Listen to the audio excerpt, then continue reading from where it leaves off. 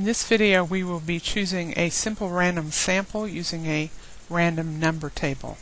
In a simple random sample, or SRS, each individual has an equal chance of being selected to be in the sample.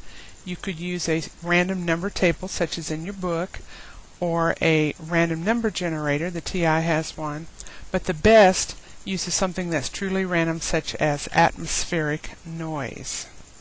Two steps in choosing a simple random sample. That is, you label and then you table.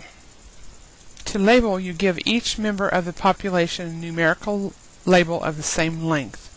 For populations sized 1 to 9, you're going to use a single digit 1, 2, 3, 4, 5, 6, 7, 8, 9. For populations of size 10 through 99, you're going to use two digits 0, 1, 0, 2, 0, 3, all the way up to the largest number in your population.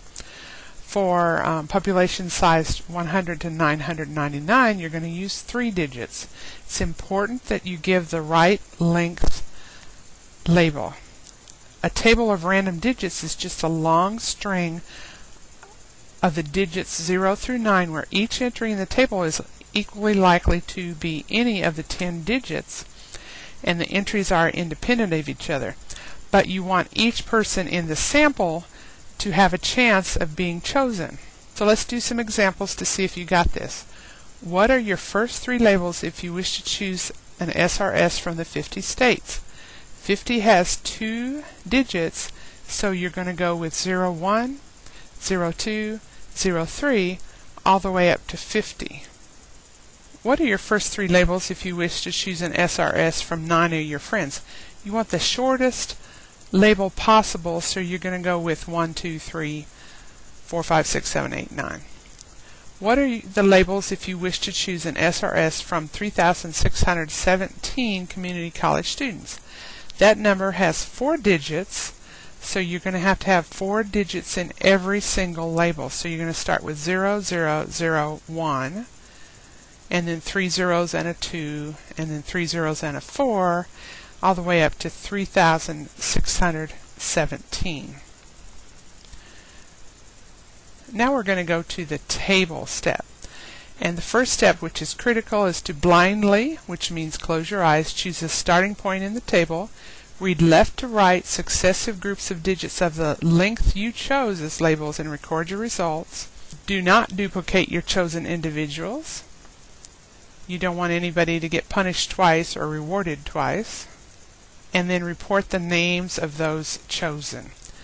So here's an example. Select an SRS of 3 states from the 50 U.S. states. First, label all the states. These states are in the order of the least correct to the most correct. Most people got them correct. Most people missed Minnesota. And then find a random number table. It's usually in the appendix of your textbook. And as you can see, it's a bunch of numbers with spaces to help you decide, to help you locate a number if you're talking with someone else. Since we're doing this together, I get to choose. My blindly chosen number was 59. There aren't 59 states, so I'm going to skip that and go to 53. I jump right across that. The 5 and the 3 go together. And then 50, and then 50 again, and then 14, and 76. There aren't 76. I'm not going to use that one for sure. 12, 74, 78. Go down to the beginning of the next row to 44, 52, 66, if you needed that many. If you got to the bottom of the page and didn't have enough states chosen, you would go back up to the top and start with 39, or it might be 03, depending on how your numbers worked out. So now we have at least 3 states chosen, and our table results were 50, 50, 14, and 12, but we're not going to use the 50 twice. So finally, we're going to report the states that were chosen.